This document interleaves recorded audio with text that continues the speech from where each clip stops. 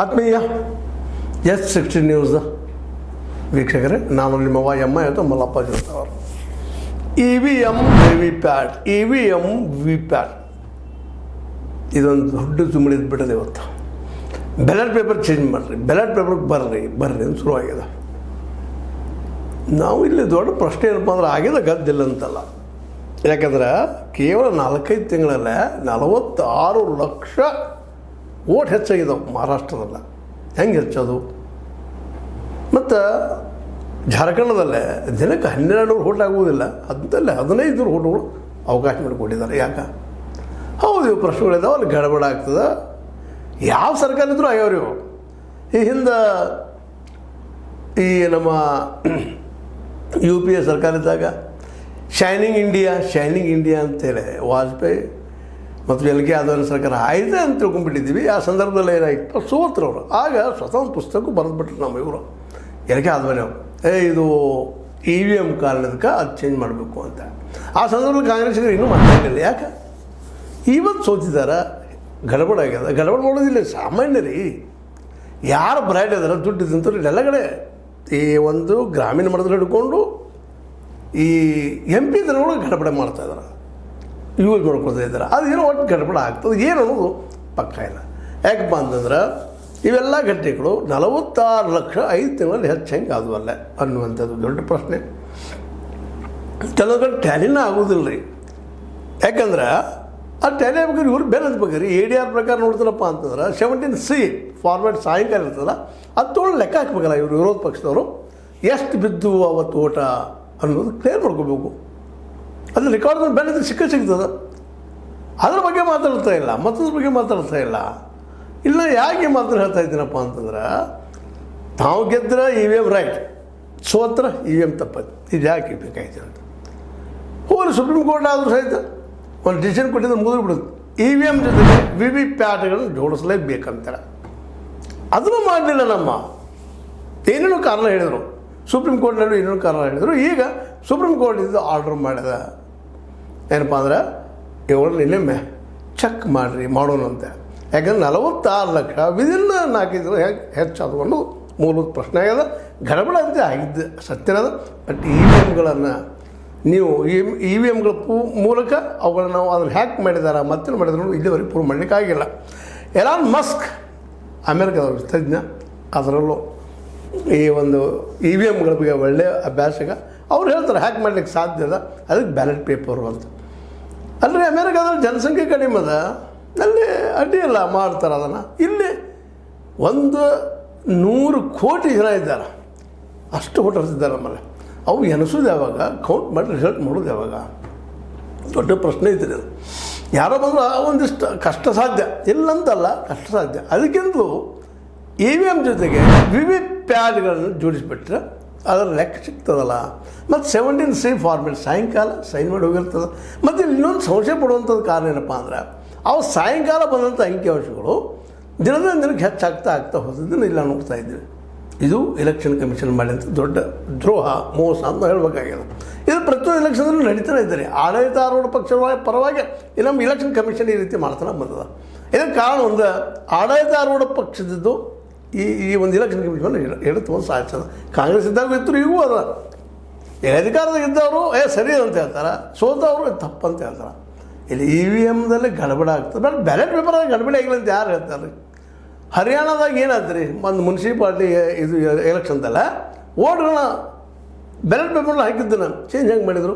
ಇಲ್ಲೂ ಮಾಡ್ತಾರೆ ballot paper ಮೇಲೆ.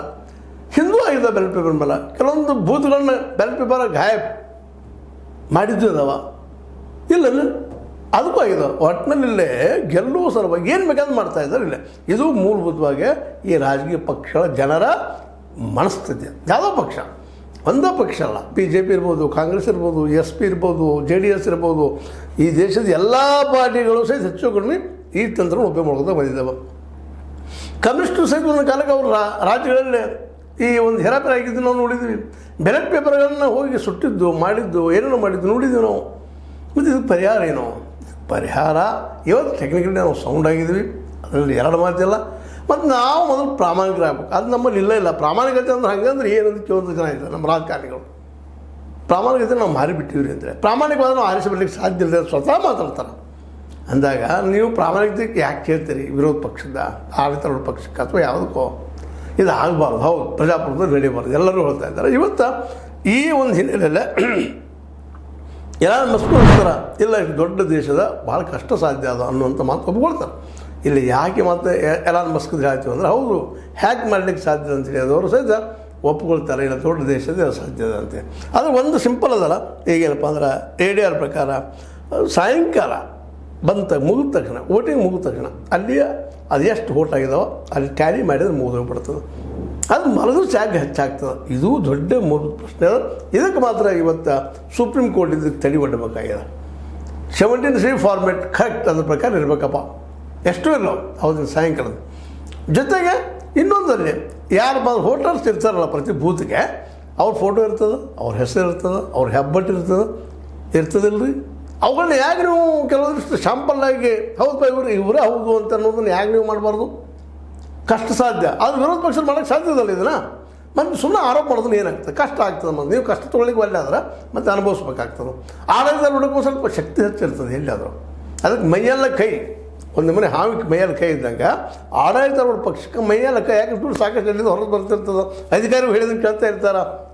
ಓಪನ್ ಆಗಿ ಹರಿಯಾಣದ ಅಲ್ಲಿಯ ಒಂದೇನಪ್ಪ ಎಲೆಕ್ಷನ್ದಲ್ಲೇ ಅಲ್ಲಿ ಒಂದು ಕಾರ್ಪೊರೇಷನ್ ಎಲೆಕ್ಷನ್ದಲ್ಲೇ ಸ್ವತಃ ಅದು ರಿಲೇ ಆಗ್ತಾಯಿದೆ. ಅಲ್ಲಿ ಏನಪ್ಪ ಅಂತಂದರೆ ಹಿಡಿದು ಕ್ಯಾಮ್ರಾ ಗೊತ್ತಿದ್ದು ಕ್ಯಾಮ್ರಾ ಮುಂದೆ ಚೇಂಜ್ ಮಾಡುವಂಥ ಇಲ್ಲಿ ನಮ್ಮ ಒಬ್ಬ ಹೇಳಿದ್ರು ನೀವು ಭಂಡ ಅಧಿಕಾರಿಗಳ ಮುಂದೆ ಈ ಒಂದು ಬ್ಯಾಲೆಟ್ ಪೇಪರ್ ಬಳಸೋದು ಗದ್ದಲವು ಎಲ್ಲ ಸಾಧ್ಯಗಳು ಇರೋದ್ರಿಂದಾಗೆ ಈ ಚರ್ಚೆಯನ್ನು ಅನಗತ್ಯವಾಗಿ ಜಗ್ಗೋದ್ರಲ್ಲಿ ಏನು ಅರ್ಥ ಇಲ್ಲ.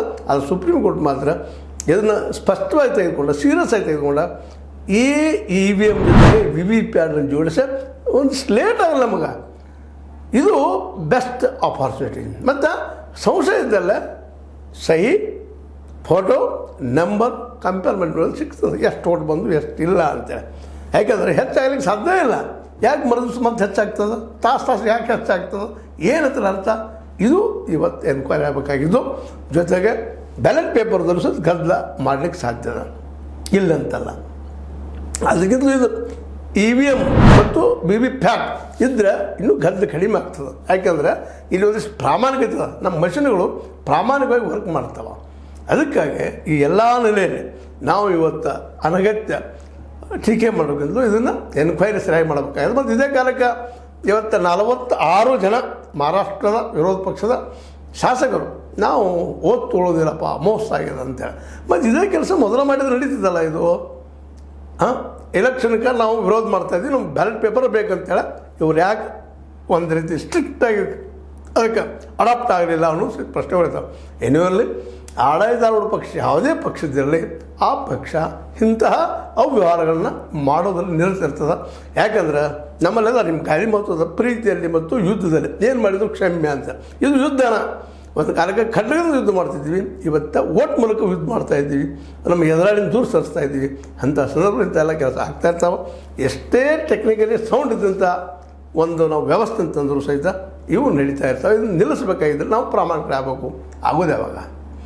ಪ್ರಾಮಾಣಿಕರಾದಾಗ ಪ್ರತಿಯೊಂದು ಪಕ್ಷ ಪ್ರಾಮಾಣಿಕತೆಗೆ ಬೆಲೆ ಕೊಟ್ಟಾಗ ಮಾತ್ರ ಇದು ನಿಲ್ಲಿಸೋಕ್ಕೆ ಸಾಧ್ಯದ.